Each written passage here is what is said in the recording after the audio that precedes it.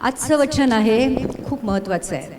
कदाचित तुम्ही ऐकलं नसेल आणि आज प्रत्येक ख्रिस्ती व्यक्तीला हे वचन ऐकणं खूप जरुरी आहे. कारण हे जे वचन आहे हे या बायबलचा सार आहे, हे बायबलचं अर्क आहे आणि प्रत्येक वचनामधनं परमेश्वर जे आम्हाला सांगत आहे ते मी आज तुमच्या पुढे घेऊन येणार आहे. आणि आज आपण एक खूप महत्त्वपूर्ण वचनाविषयी बोलणार आहोत आणि ते आहे परमेश्वराची मानवजातीसाठी योजना. परमेश्वराने मानवजातीला किंवा मानवाला का बनवलं आणि दुसरा प्रश्न मी आज तुम्हाला तुमच्या प्रश्नाचं उत्तर देणार आहे आणि ते म्हणजे परमेश्वर मानवजातीवर इतकं प्रेम का करतो. उत्पत्तीपासून प्रकटीकरणाच्या पूर्ण या प्रवास मी तुम्हाला घेऊन जाणार आहे आणि प्रत्येक वाक्यातनं किंवा प्रत्येक वचनातनं मी आज तुम्हाला सांगणार आहे की खरोखर तो स्वर्गात बसलेला परमेश्वर आमच्यावर किती प्रेम करतो. आणि जर तुम्ही परमेश्वराची योजना ऐकाल तर प्रियांनो तुमच्या डोळ्यात अश्रू आल्याशिवाय राहणार नाही. आणि मग आपण उत्पत्तीपासून सुरू करूया, कारण परमेश्वराची योजना उत्पत्तीपासून सुरू झाली होती आणि परमेश्वराने मानवाला बनवायच्या आधी पृथ्वी बनवली आणि स्वतःसाठी स्वर्ग बनवला आणि पृथ्वीवर त्याने अदन वाटिका तयार केली.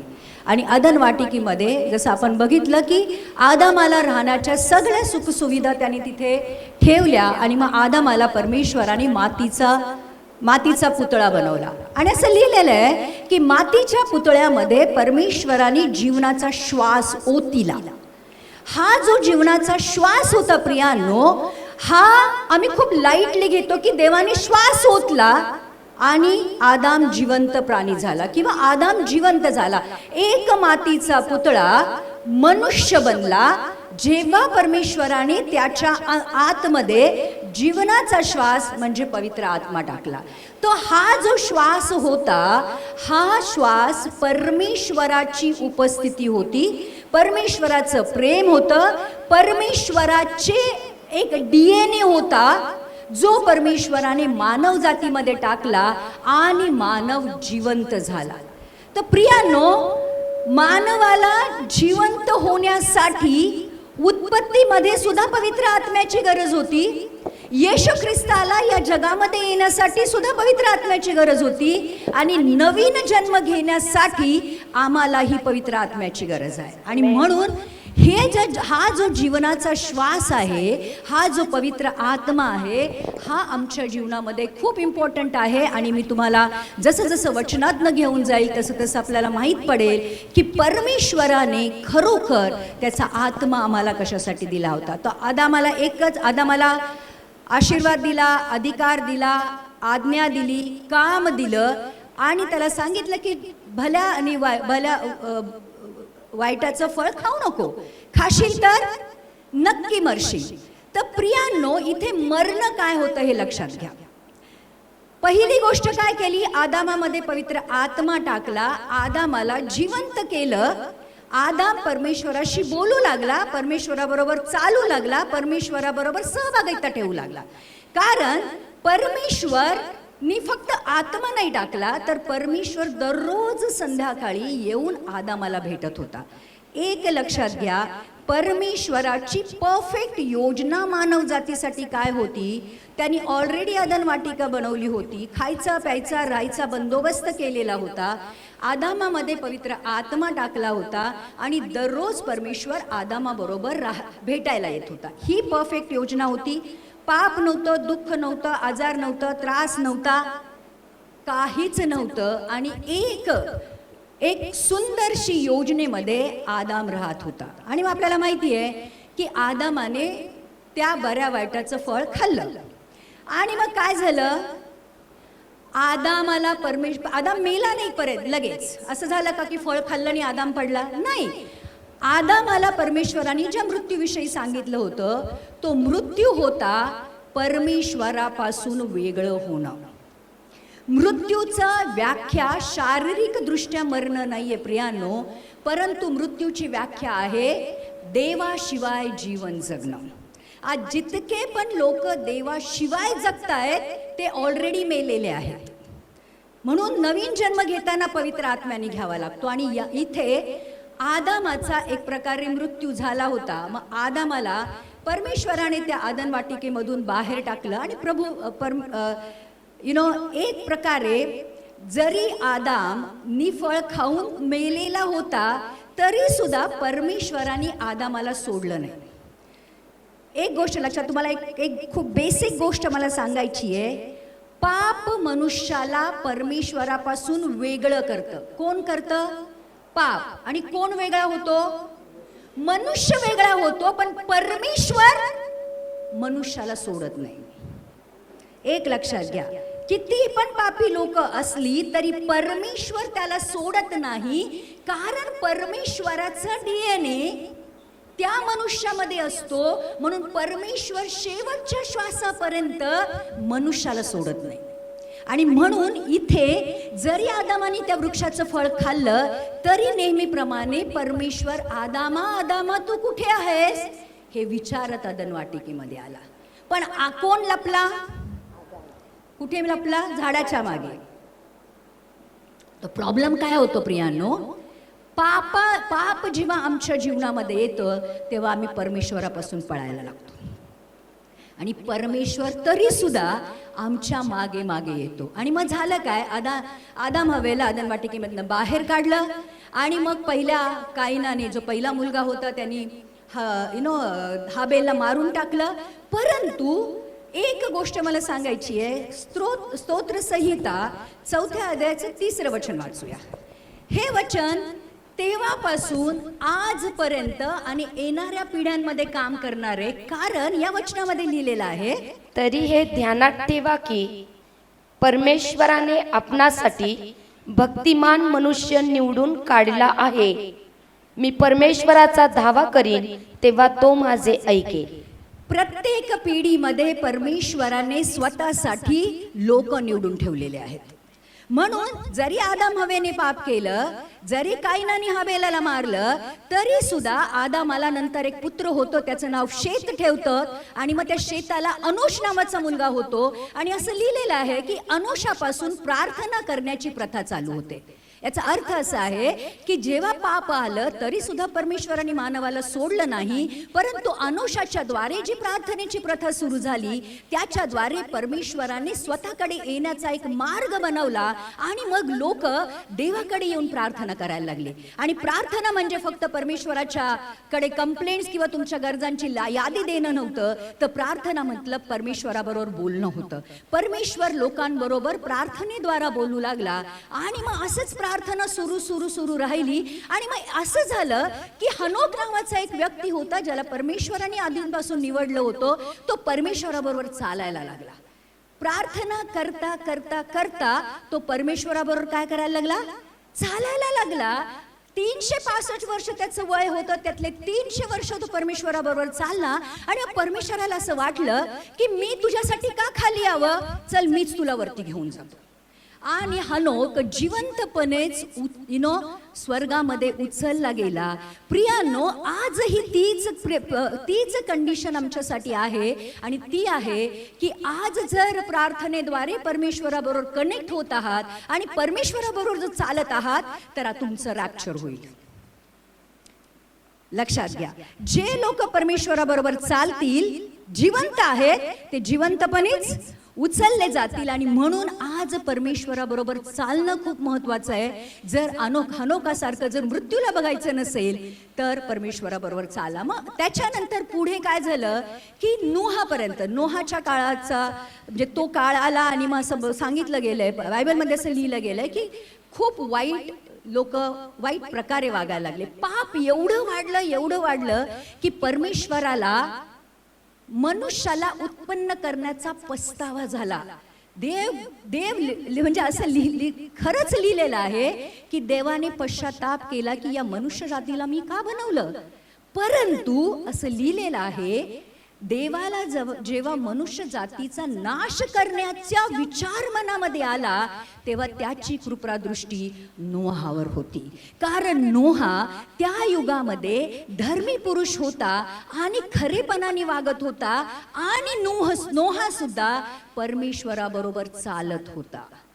लक्षात घ्या, आजही दिवस नोहासारखे आहेत, जे धर्मी आहेत, धर्मी म्हणजे विश्वास करणारे आहेत, जे खरेपणाने वागणारे आहेत आणि जे परमेश्वराबरोबर चालणारे आहेत.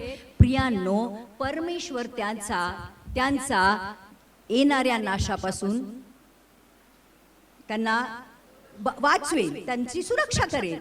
तर नोहाला वाचवलं आणि मग नोहाच्या वंशामधनं पुन्हा एकदा शेत त्याचा जो पुत्र होता त्याच्या वंशामध्ये अब्राहम पैदा झाला. अब्राहम उत्पन्न झाला आणि बघा प्रियांनो, परमेश्वराने सोडलं नाही. हनोकाला सोडलं नाही, अनुषला सोडलं नाही, हनोकाला सोडलं नाही, नोहाला सोडलं नाही. आता अब्राहमाकडे परमेश्वर आला आणि त्याला सांगितलं, आता तुझं पित्याचं घर, तुझे नातेवाईक, तुझा देश सोड आणि मी जिथं सांगतो तिथं चालायला लाग. अब्राहमाने परमेश्वराचं ऐकलं. अब्राहम पण परमेश्वराबरोबर चालायला लागला आणि मग परमेश्वराने सांगितलं, तुला मी राष्ट्रांचा पिता करेन. आणि मग विश्वासाचा पिता झाला हा अब्राहम.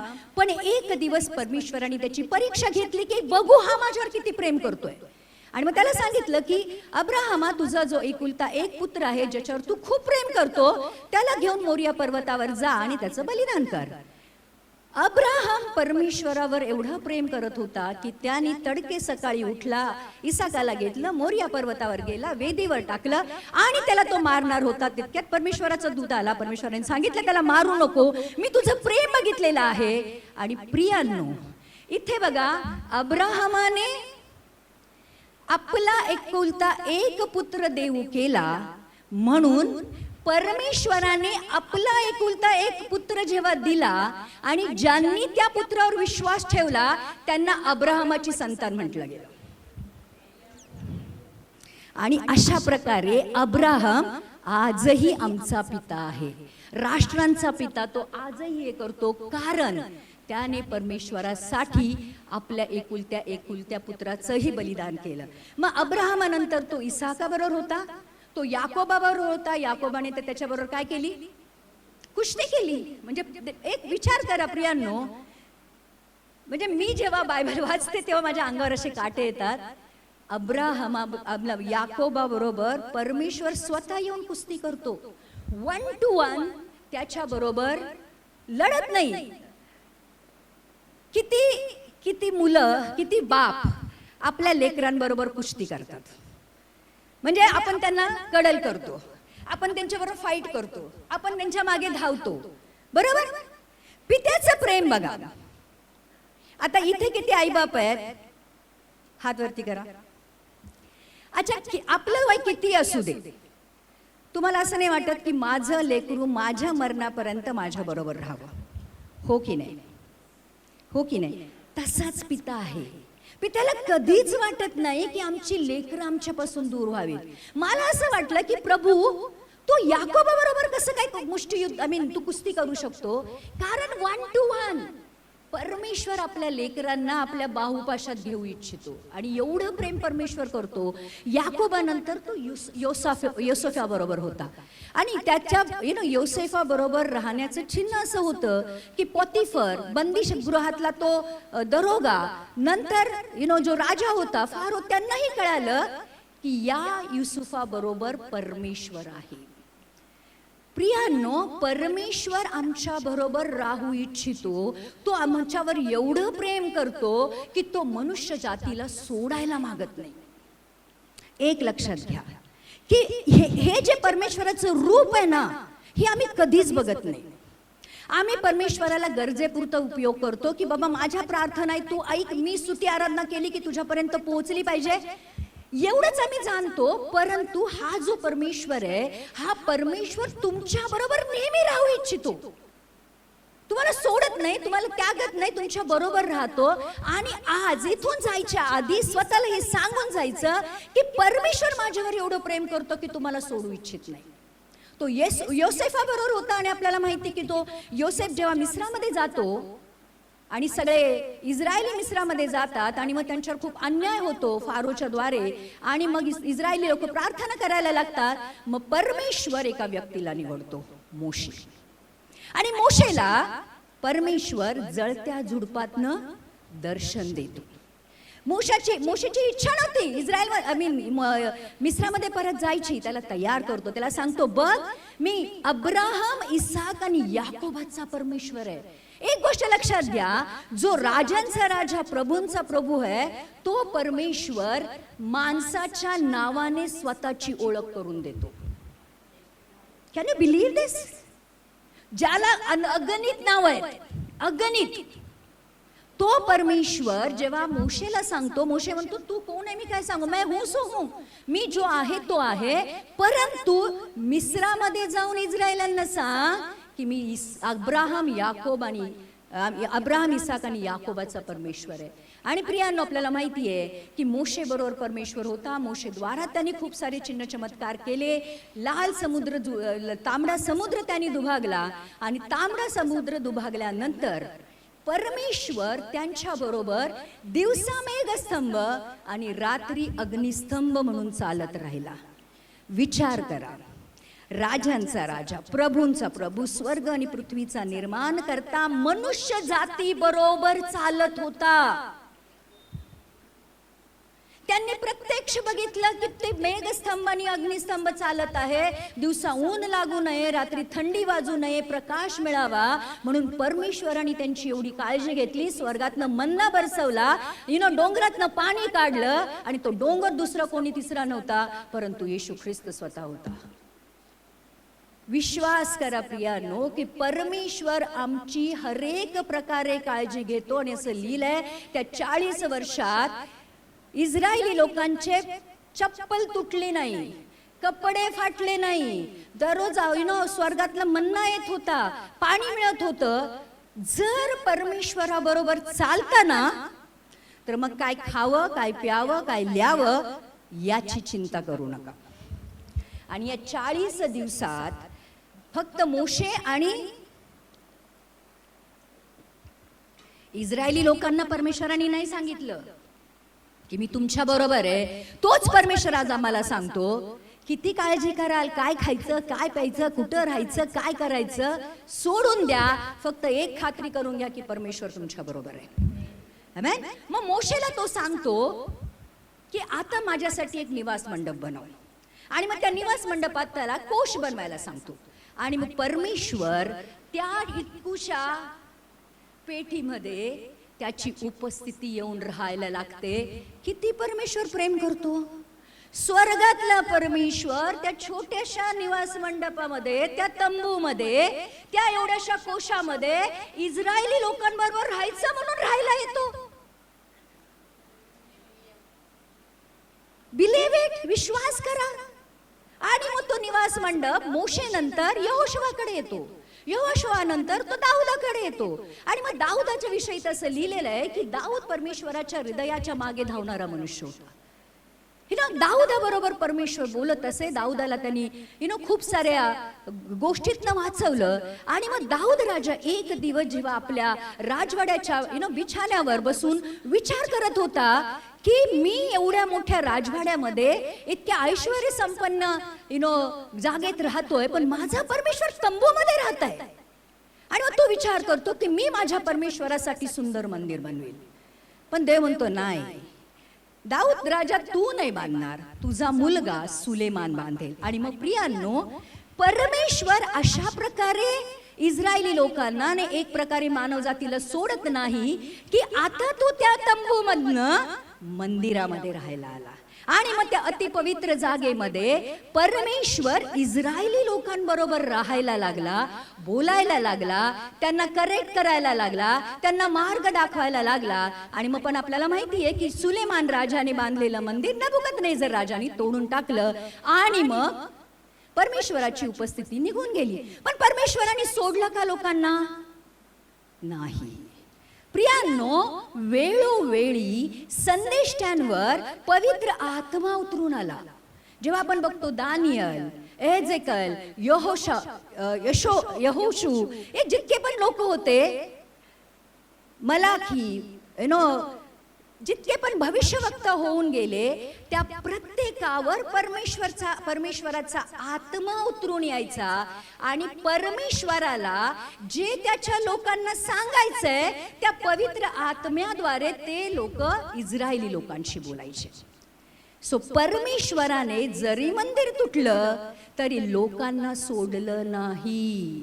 पवित्र आत्मा वेळोवेळी त्यांच्यावर उतरून आला आणि त्यांनी लोकांशी बोलला. आणि एक गोष्ट जर तुम्ही बघाल संदेष्टांच्या पुस्तकामधली, प्रत्येक संदेष्टाने कुठे ना कुठे येशू ख्रिस्ताविषयी सांगून ठेवलंय.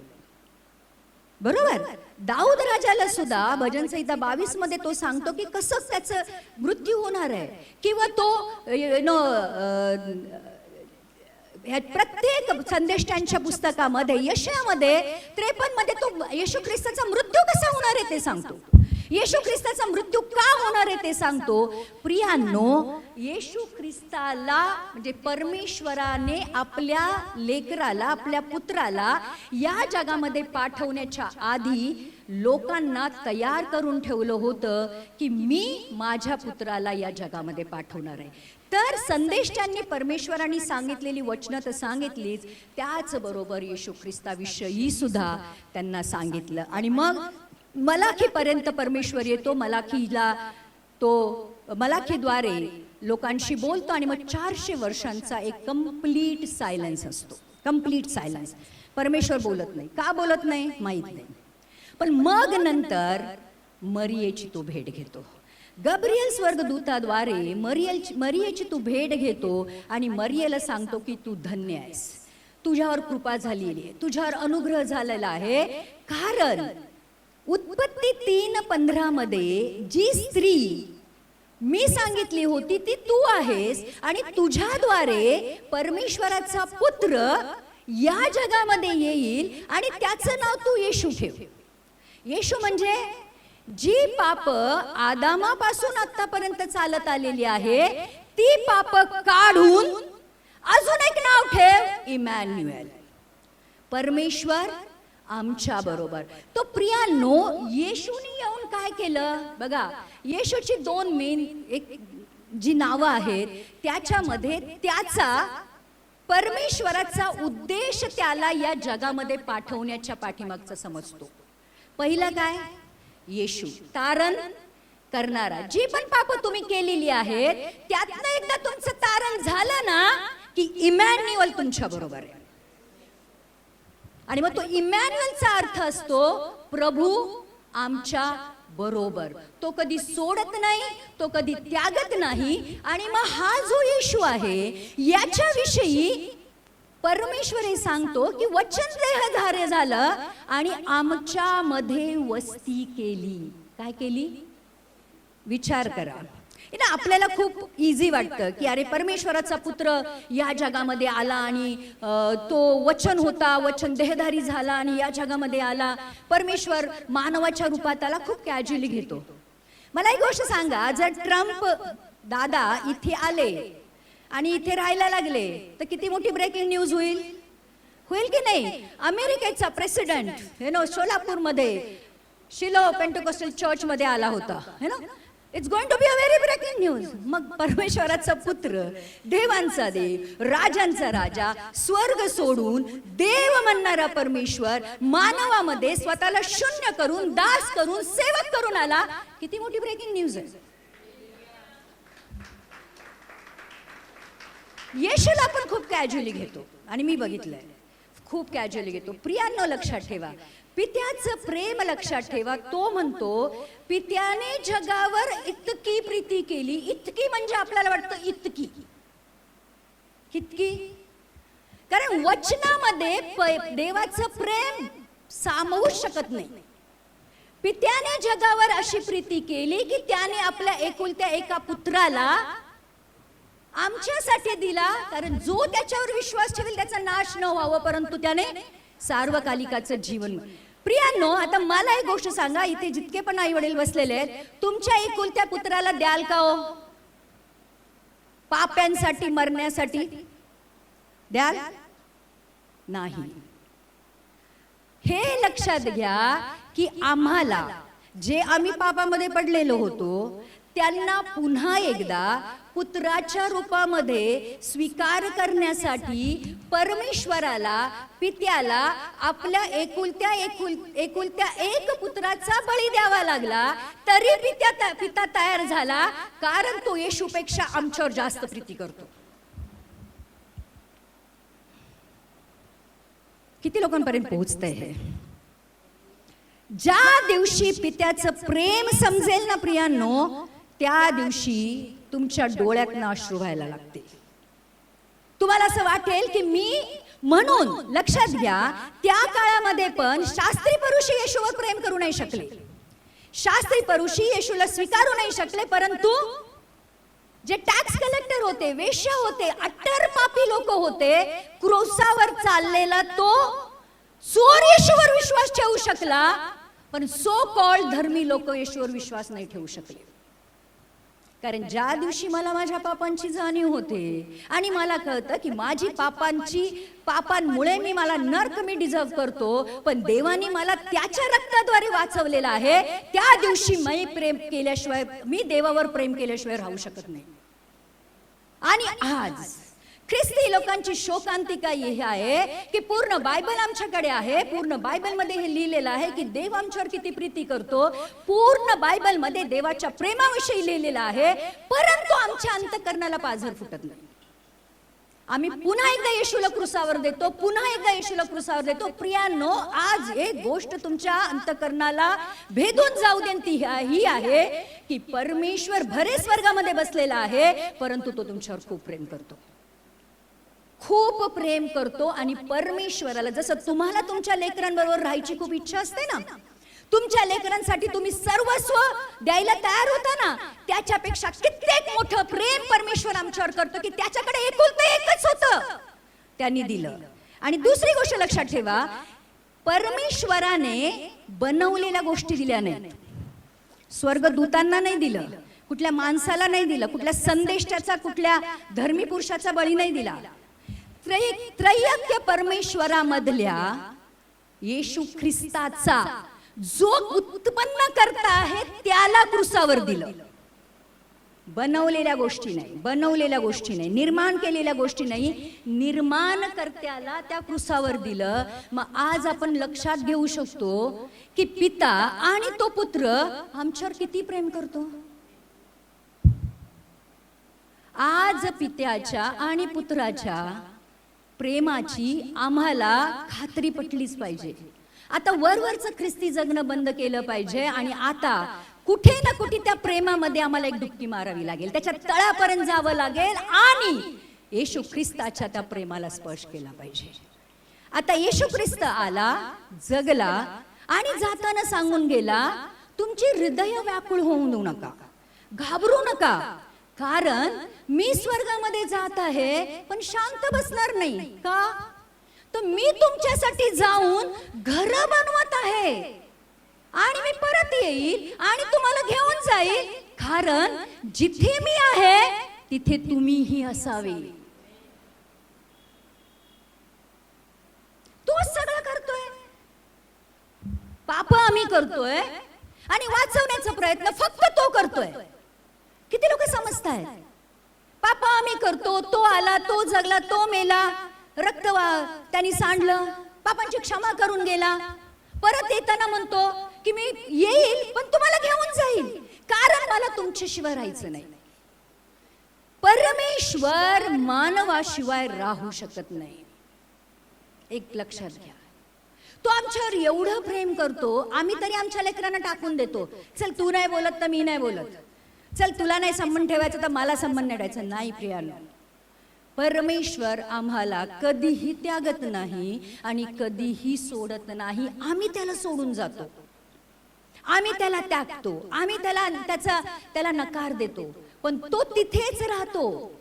त्या उडाऊ पुत्राच्या बापासारखा तो येतो, बापाची संपत्ती उधळून टाकतो, वाईट गोष्टींमध्ये तो त्या संपत्तीला हे करतो, भिकारी होऊन, कंगाल होऊन, डुकरांना जेवण घालून, घाणेरड्या कपड्यासहित बापाकडे येतो. पण बाप पहिला बघतो आणि त्याला जाऊन भेटतो, त्याच्या गळ्यात पडतो, त्याचे मुके घेतो आणि त्याला घरी घेऊन येतो, त्याची वस्त्र बदलतो, त्याला अंगठी देतो, त्याला चपला देतो आणि त्याच्यासाठी मोठी मेजवानी घालतो. कोण करू शकतो? तुम्ही करू शकाल? तुमच्या संपत्तीचा वाटा घेऊन तुमचं पोरग गेला आणि तुम्हाला माहिती त्यांनी सगळं चोऱ्या माऱ्या आणि जुगारामध्ये सगळी संपत्ती परत घेऊन भिकारी येऊन आला, तुम्ही घरात घ्याल? नाही घेणार. आणि घेतला तरी पहिलं त्याचं स्थान आणि तो अधिकार त्याला देणार नाही. पण आमचा पिता इतका चांगला आहे, इतका चांगला आहे की त्या चोराने आयुष्यभर दरोडे घातले, आयुष्यभर पाप केली, आयुष्यभर हत्या केल्या, फक्त एकच गोष्ट बोलला, जेव्हा तुझ्या राज्यात येशील तेव्हा माझं आठवण कर. तर आजच तू माझ्या स्वर्गलोकात असशील. हे प्रेम आहे. ज्या दिवशी तुम्हाला परमेश्वराच्या प्रेमाची जाण होते ना, त्या दिवशी तुमचा तारणाचा दिवस असतो. हे लक्षात घ्या प्रियांनो. येशू ख्रिस्त गेला, जाताना परत काय सांगून गेला? मी तुम्हाला अनाथ सोडणार नाही. काय? कैवारी, सहाय्य, कम्फर्टर, काउन्सिलर, माझा स्वतःचा आत्मा मी तुम्हाला देऊन जातो. आणि मग ऑफिशियली तो पवित्र आत्मा पेंटेकोस्टच्या दिवशी लोकांवर उतरून आला आणि तो आता इथेच आहे. प्रियांनो, विचार करा, पित्याने पुत्र दिला, त्रैक्यामधल्या 2 गोष्टी देऊन टाकल्या. लक्षात येते? पुत्र पण दिला, पवित्र आत्मा पण दिला. मग आज आम्हाला त्याच्याकडे बोलवण्यासाठी त्याने स्वतःच्या पुत्राचा त्या क्रुसावर एक प्रकारे बली दिला आणि त्याचा पवित्र आत्मा सुद्धा आमच्यामध्ये टाकला. आणि हा पवित्र आत्म्याविषयी असं लिहिलेलं आहे की तो येईल आणि तो तुमच्यामध्ये असेल आणि तुमच्या बरोबर असेल. काय होईल? आतमध्ये असेल आणि बरोबर असेल. परमेश्वराची परफेक्ट योजना मनुष्य जातीसाठी हीच होती की तो तुमच्यामध्ये आणि तुमच्या बरोबर राहू इच्छितो. लक्षात घ्या, किती वेळा आम्ही म्हणतो मी एकटी आहे, मला कोणी विचारत नाही, मला कोणी काळजी करत नाही, मला कोणी बघत नाही, यांनी दिल तोडलं, त्यांनी हृदय तोडलं, त्यांनी हे केलं. अरे कशाला पाहिजे? देवांचा देव, राजांचा राजा, स्वर्ग आणि पृथ्वीचं निर्माण करता, ज्याचं नाव प्रेम आहे, ज्याचं नाव प्रीती आहे, तो तुमच्यावर एवढी प्रीती करतो. आज आम्हाला दुसऱ्यांच्या प्रीतीची आणि प्रेमाची गरज काय आहे? ज्या दिवशी तुम्हाला कळेल की देव माझ्यावर प्रीती करतो आणि एवढी प्रीती करतो की येशूला पण दिलं, पवित्र आत्म्याला दिलं, प्रभूजी प्रियांनो, त्या दिवशी तुम्हाला कुठल्याही व्यक्तीकडे प्रेमाची भीक मागायची आवश्यकता पडणार नाही. लक्षात घ्या, पवित्र आत्मा जो तुमच्यामध्ये टाकला गेलेला आहे, तो पवित्र आत्मा परमेश्वराचा स्वतःचा आत्मा आहे, सामर्थ्याचा आत्मा आहे, प्रेमाचा आत्मा आहे. आणि हा पवित्र आत्मा फक्त शांत बसत नाही. आणि लक्षात घ्या, पवित्र आत्मा फक्त हलायला डुलायला दिलेला नाही. ह्याच्यासाठी नाही. आम्हाला असं वाटतं हल्लं डुल्लं पडलं की पवित्र आत्मा नाही. पवित्र आत्मा आम्हाला याच्यासाठी दिलेला आहे की पवित्र आत्मा पित्याच्या गूढ गुप्त गोष्टी आमच्या पर्यंत घेऊन येतो आणि आमच्या प्रार्थना पित्याकडे पाठवतो.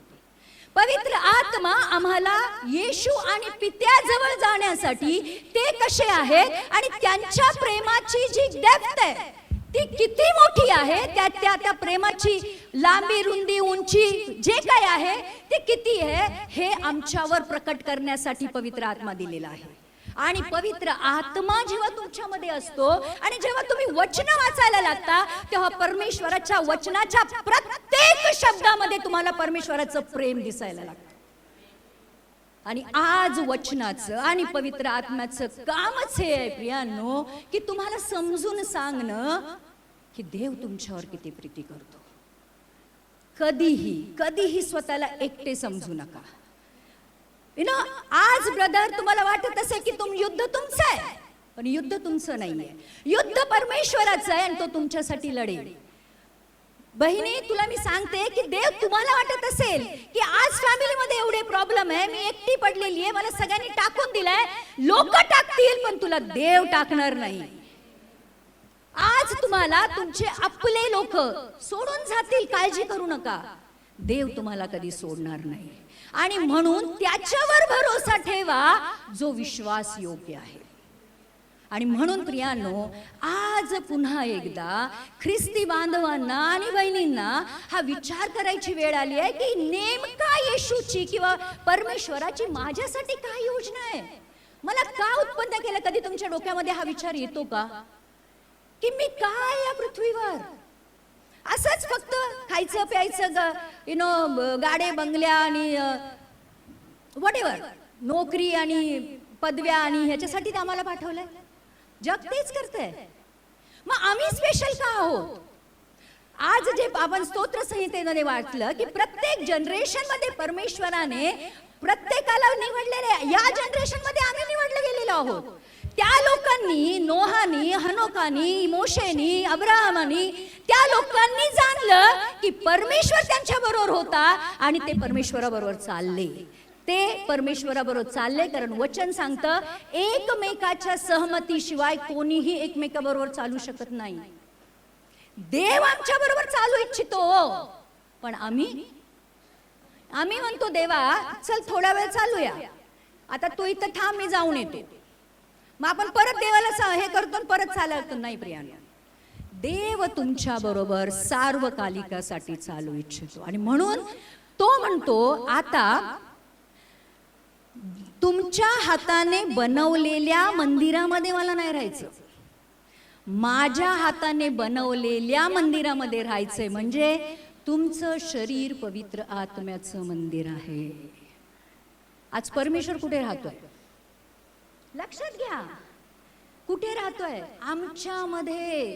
आमच्यामध्ये येशूने येऊन वस्ती केली आणि आज पवित्र आत्मा आमच्यामध्ये राहते. कुठे इकडे तिकडे नाहीये. तुम्हाला देवाला इकडे तिकडे शोधायची गरज नाहीये. एकदा हृदयामध्ये झाकून बघा, डोकावून बघा, तुमचा परमेश्वर तुम्हाला तिथे मिळेल. आणि म्हणून प्रियांनो, परमेश्वराने ती जागा निवडली जी जागा हृदयामध्ये, हृदय हे जीवनाचा उगम आहे. जीवनाच्या उगमामध्ये पवित्र आत्मा टाकला, कारण आमच्या जीवनाच्या प्रत्येक क्षेत्रामध्ये तो दिसावा. आणि मग पवित्र आत्मा आज आमच्या बरोबर आहे. बघा, उत्पत्ती ते संदेष्टांची पुस्तक मलाकी पर्यंत यहोवा होता आमच्या बरोबर, यायचा जायचा, बोलायचा, परत जायचा. नंतर येशू आला, वस्ती केली, बरोबर. येशू गेला, पवित्र आत्मा आला. म्हणजे प्रत्येकाची त्रैक्याची मिनिस्ट्री बघा कशी आहे. यहोवा, येशू आणि पवित्र आत्मा. आज कोण आहे आमच्या बरोबर. आता हा पवित्र आत्मा तोपर्यंत तुमच्या बरोबर आहे जोपर्यंत येशू येत नाही. ज्यांच्यावर पवित्र आत्म्याची छाप आहे ते लोक उचलले जातील. म्हणजे हा जो पवित्र आत्मा आम्हाला दिलेला आहे, हे जे सील आहे, हे जे छाप आहे, हे फक्त छापेसाठी नाही आहे. हे जो पवित्र आत्मा आहे तुम्हाला येशू आणि पित्यापर्यंत घेऊन जातो आणि त्याच्या येण्यासाठी तुम्हाला तयार करतो. तर प्रियांनो, परमेश्वराने पवित्र आत्मा दिला आणि आता काय होणार आहे, येशू येणार आहे. किती लोक आनंदित आहेत, आमचा येशू येणार आहे, आमचा येशू येणार आहे. घाबरू नका. येशू यायचं म्हटलं की आमच्या छातीमध्ये धडकी भरते. तो आला तर अरे तो येणारच आहे. तो थांबणार आहे का. तो तुमची वाट बघतोय. सजायला धजायला किती टाइम घेताय बघतोय तुम्ही. जोपर्यंत आम्ही तयार होत नाही तोपर्यंत तो येणार नाहीये. ज्या दिवशी तुम्हाला कळेल की परमेश्वर माझ्यावर प्रेम करतो आणि सगळ्या जगाला सोडून जेव्हा तुम्ही परमेश्वरावर पूर्ण मनाने, पूर्ण हृदयाने, पूर्ण शक्ती आणि बुद्धीने प्रेम कराल, त्या दिवसाची तो वाट बघतोय. कारण प्रेमच प्रेमाला जिंकतं. आणि परमेश्वराला तुमच्यापासून काही नाही पाहिजे. काय पाहिजे. पहिली एकच आज्ञा, जी मुख्य आज्ञा आहे, काय. तू आपल्या प्रभू परमेश्वरावर पूर्ण मनाने, पूर्ण हृदयाने, बुद्धीने आणि शक्तीने प्रेम कर. तुझ्यामध्ये जे काही आहे त्या सगळ्यांनी तू परमेश्वरावर प्रेम कर.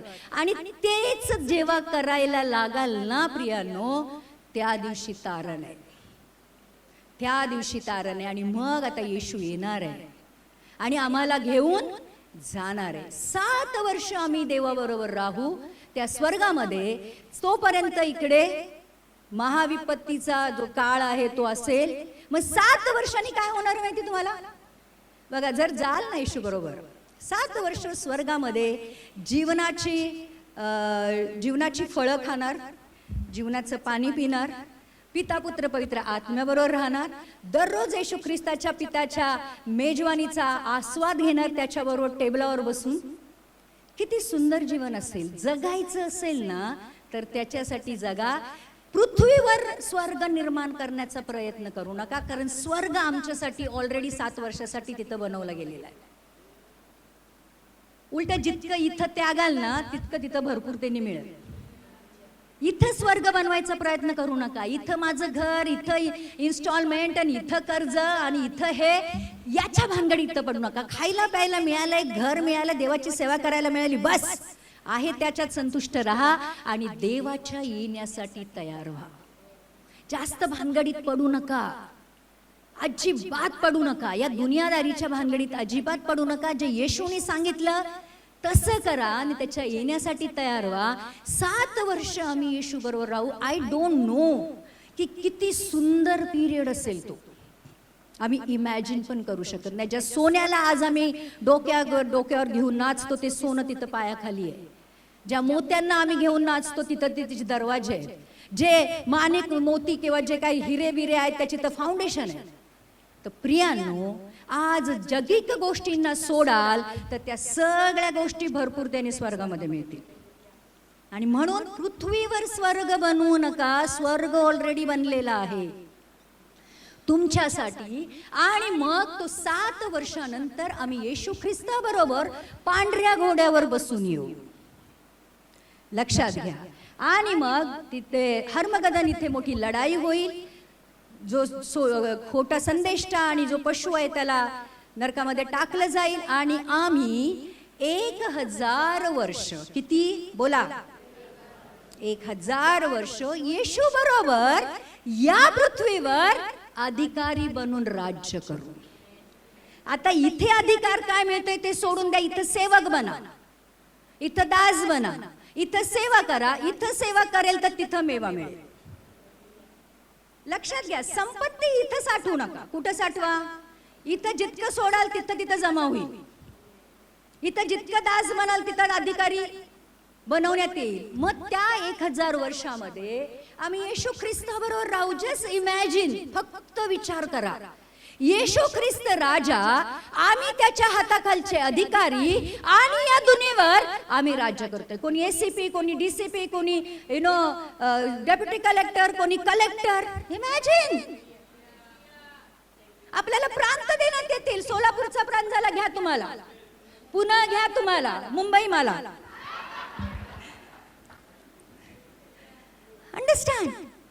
तर त्या 1000 वर्षामध्ये आम्ही ख्रिस्ताबरोबर राज्य करू. आणि पुन्हा 1000 वर्षानंतर सैतानाला जे बांधलं होतं त्याला सोडण्यात येईल. आणि मग परत तो लोकांना भरमावेल. प्रॉब्लेम म्हणजे त्याच्या मागे येण्यासाठी सांगेल. मग ते सगळे मिळून कुठे टाकले जातील?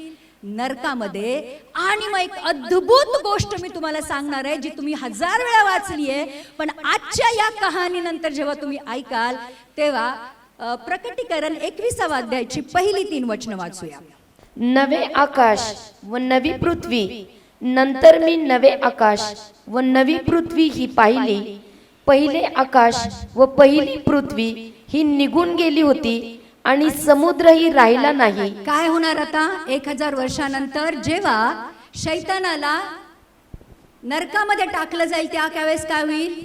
नवीन आकाश, नवीन पृथ्वी आणि नवीन यरूशलेम. पुढे बघूया.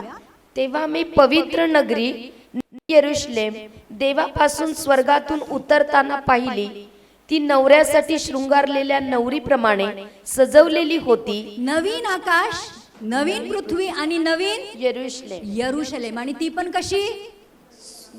नवरी सारखी सजवलेली. खाली उतरताना बघितली आणि मी राजस्थानातून आलेली मोठी वाणी ऐकली, ती अशी, पहा, देवाचा मंडप मनुष्याजवळ आहे. बघा, पहिला मंडप होता आदामा बरोबर, दुसरा मंडप होता मोशे बरोबर, तिसरा मंडप होता येशू ख्रिस्त, आणि आता या नवीन यरुशलेमेमध्ये येशू ख्रिस्त सार्वकालिकासाठी आमच्या बरोबर मंडप म्हणजे तंबू ठोकून राहण्यासाठी येणार आहे. आणि मग देवाचा मंडप मनुष्याजवळ आहे. त्यांच्या बरोबर देव आपली वस्ती करेल. त्यांच्या बरोबर देव आपली वस्ती करेल. मला सांगा प्रियांनो, तुम्हाला आजच्या या सगळ्या गोष्टीसाठी जगायचंय की याच्यासाठी जगायचंय? नवीन आकाश, नवीन पृथ्वी, नवीन यरुशलेम, आणि त्याच्या बरोबर आमचा परमेश्वर आमच्या बरोबर वस्ती करून राहील. आणि ती एका दोन दिवसासाठी नाही, एक दोन वर्षासाठी नाही, सार्वकालिकासाठी. कारण पुढे काय लिहिले बघा, देव आपली वस्ती करेल, ते त्याचे लोक होतील आणि देव स्वतः त्यांच्या बरोबर राहील. ते त्याचे लोक होतील आणि देव स्वतः त्यांच्या बरोबर राहील. उत्पत्तीपासून सुरू झालेली परमेश्वराची योजना माझ्यामध्ये आणि माझ्या बरोबर प्रकटीकरणाच्या शेवटच्या अध्यायापर्यंत तीच आहे. लक्षात घ्या प्रियांनो, जर बायबल तुम्ही थोडं सिरियसली वाचाल तर परमेश्वराची फक्त एकच इच्छा आहे की तो आमच्यावर एवढं प्रेम करतो. जर आम्ही शारीरिक आई बाप असून सुद्धा आम्हाला असं वाटतं की आमच्या लेकरांनी कधी आम्हाला सोडून जाऊ नये, आणि जेव्हा लेकरं सोडून जातात तर आयुष्यभर त्यांच्यासाठी आमचे डोळे पालवतात. तर प्रियांनो लक्षात घ्या, जो पिता ज्याने आम्हाला उत्पन्न केलं, त्याचा DNA आमच्यामध्ये टाकला, त्यांनी त्याच्या पुत्राला आमच्यासाठी क्रूसावर दिला, त्याचा पवित्र आत्मा आमच्यासाठी दिला, त्या देवाला आमच्यासाठी किती प्रेम असेल. आणि त्याचं प्रेम एवढं अतूट आहे, तो बघत नाही कोण श्रीमंत आहे, कोण गरीब आहे, कोण वेश्या आहे, कोण टॅक्स कलेक्टर आहे, कुणी किती पाप केली ते बघत नाही. तो फक्त एकच बघतो की कुठलं हृदय माझ्यावर प्रेम करतंय. जशी देवाला आमच्या बरोबर राहायची इच्छा आहे, तो आज विचारत आहे काय तुम्हाला माझ्या बरोबर राहायची इच्छा आहे? कारण ज्यांना आहे त्यांनाच घेऊन जाणार आहे. लक्षात घ्या, आज जे मागाल तेच मिळणार आहे. जर म्हणाल की प्रभू तुझ्या नवीन यरुशलेमेमध्ये मला तुझ्या बरोबर राहायचंय, देव तुम्हाला तयार करायला लागेल. पण म्हणाल इथंच घर देन, इथंच बंगला देन, इथंच गाडी देन, इथंच हे दे, घ्या आणि शांत सुखी राहा. पण जर सार्वकालिकासाठी परमेश्वराच्या योजनेमध्ये जर तुम्हाला चालायचंय तर आजपासून त्याच्यावर प्रेम करायला लागेल आणि त्याच्यासाठी जे काही सोडायचंय ते सोडावं लागेल. जर देवाने आपला एकुलता एक पुत्र दिला, प्रियांनो आज आम्हालाही द्यावं लागेल. अब्रामाला सांगितलं सगळं सोड आणि निघ, पुत्र दे आणि दे. प्रियांनो आज देव का मागत असेल? देवाची इच्छा ही आहे की त्याच्याशिवाय तुम्ही दुसऱ्या कुणावर प्रेम करू नये. तुम्हाला असं वाटतं का की आमच्या प्रेमावर फक्त परमेश्वराचा अधिकार आहे? हो की नाही? तुम्ही स्वतःहून आम्ही स्वतःहून या जगामध्ये पैदा झालोय. तुम्ही मागितलं होतं की देवा मला पृथ्वीवर सोलापूरमध्ये जन्माला दे, याच आई वडील दे? नाही. जीवन देवाने दिलेलं आहे, त्या जीवनावर परमेश्वराचा अधिकार आहे आणि ते पापी जीवन रिडीम करण्यासाठी त्यांनी पुत्र दिला. याचा अर्थ असा आहे आमच्या जीवनावर परमेश्वराचा अधिकार आहे. आणि म्हणून जेव्हा आपण शेवटची प्रार्थना करतो तेव्हा आपण काय म्हणतो? देव बाप जो त्याची प्रीती, येशूचा अनुग्रह आणि पवित्र आत्म्याची संगती आमच्या बरोबर सदा असो. पुन्हा एकदा तिघ आमच्यासाठी आहे. येशूने अनुग्रह केला, देवाने प्रीती केली आणि पवित्र आत्म्याने संगती दिली, सहभागिता दिली, म्हणून आज आम्ही स्वर्गात जाण्याची स्वप्न बघू शकतो. प्रियांनो, आज या दिवशी एक गोष्ट स्वतःला बजावून जा. या जगातल्या सगळ्या गोष्टी एक दिवस नष्ट होणार आहे. आपण बघतो एक मिसाईल पडतं आणि सगळं खतम होऊन जातं, एक भूकंप येतो सगळं खतम होऊन जातं. परंतु आमचा परमेश्वर कधीच त्याचं प्रेम संपत नाही. जिंदगी के साथ भी, जिंदगी के बाद भी. LIC life in Christ. तो प्रियांनो, आज हे समजून घ्या. आज खरोखर मी सांगते, माझ्या डोळ्यामध्ये पाणी आहे. जेव्हा मला असं वाटतं की जेव्हा एवढं सगळं करून सुद्धा देवाला असं वाटतं की मी अजून काय केलं पाहिजे म्हणजे माझ्या लेकरांना हे कळेल की मी त्यांच्यावर प्रेम करतो. किती लोक जाणतात मी सगळं दिलं, मी आजही देतोय, मी आजही सगळं करत आहे, तरी सुद्धा जर आमची कठीण हृदय पागळत नसतील प्रियांनो, तर मग देवानी काय केलं पाहिजे? आज त्या प्रीतीला जाणा, आज त्या प्रीतीला स्वीकारा आणि त्या प्रीतीवर प्रीती करायला लागा. आणि मी तुम्हाला सांगते, अजून एक गोष्ट सांगते. देव का म्हणतो की काय खावं, काय प्यावं आणि काय ल्यावं याची काळजी करू नका? तुमच्या स्वर्गीय पित्याला माहित आहे की तुमच्या गरजा काय आहेत. एकदा का जीवन पित्याच्या हातामध्ये दिला की टेन्शन घ्यायची गरज नाही. युद्ध तुमचं नसतं, त्याचं असतं. पुढवठा त्याचा असतो, रक्षण करतात. अरे तुमच्यासाठी स्वर्गदूत दिलेत बाबा.